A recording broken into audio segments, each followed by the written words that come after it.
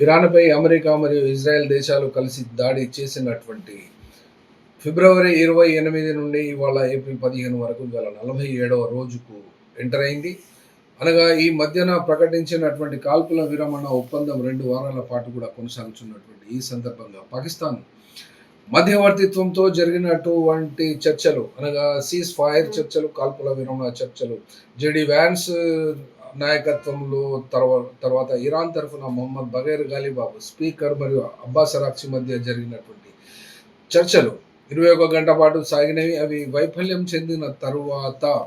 Iran కంప్లీట్గా ఆ యొక్క చర్చల సందర్భంగా అణు నిరాయుధరాలు చేయడమే తమ యొక్క లక్ష్యంగా ఇరాన్పై తమ యొక్క డిమాండ్ను పెట్టగా ఇరాన్ తమ దేశంపై విధించినటువంటి ఆంక్షలను అన్నిటినీ తొలగించాలని చెప్పిన తర్వాత దేనికి సిద్ధపడకుండా జేడీ వ్యాన్స్ ఒక్క ఫోన్ కాల్తో మరియు అటు ఇజ్రాయెల్ ప్రధానమంత్రి బెంజమిన్ నెతన్యాహుతో కానీ అమెరికన్ లాబీస్ ఆయనపై తీసుకొచ్చినటువంటి ప్రెషర్ వల్లనేమి అయితే అక్కడ నుండి నిష్క్రమించడం జరిగినందువలన ఆ యొక్క చర్చల ప్రతిష్టంభన కొనసాగిన తరువాత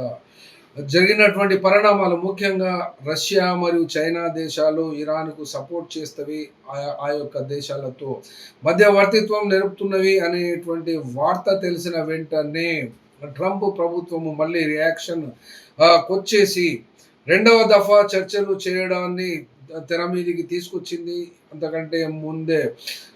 ఇరాన్ హార్ముజ్ జలసంధిపై విధించినటువంటి బ్లాకేడ్కు పై మరొక బ్లాకేడ్ను కంప్లీట్గా అమెరికా నేవీ విధించాలని, దిగ్బంధనం చేయాలని అతి పెద్ద నౌకలని మోహరించినటువంటి ఆ సందర్భంలో ఇరాన్ జడవలేదు, బెదరలేదు, భయపడలేదు. కానీ రెండవ దఫా చర్చల సంగతి తెర మీదికి తీసుకుని వచ్చిన తరువాత ఆ యొక్క చర్చల సారాంశంలో జరగబోతున్నటువంటి అంశాన్ని చూసి డేట్ మాత్రం ఫిక్స్ కాలేదు. కానీ ట్రంప్ ప్రభుత్వం మరియు ఇరాన్ ప్రభుత్వాలు రెండవ దఫా చర్చలు జరపడానికి, మాట్లాడుకోవడానికి సంసిద్ధతను వ్యక్తం చేసినటువంటి ఈ పరిస్థితులకు సంబంధించి పాకిస్తాన్ అధైర్యపడకుండానే రెండవ దఫా చర్చలకు ఆ యొక్క దేశం మళ్ళీ ఆతిథ్యం ఇవ్వడానికి సిద్ధపడుతున్నటువంటి ఈ సందర్భంలో రేపు అనగా 18 వరకు జరిగేటువంటి యొక్క విదేశాల పర్యటనలో ఉన్నటువంటి షహబాజ్ షరీఫ్ మరియు ఆసిఫ్ మునీర్ ఆ గల్ఫ్ దేశాల్లోనే పర్యటిస్తున్నారు. కాబట్టి ఈ డేట్ 20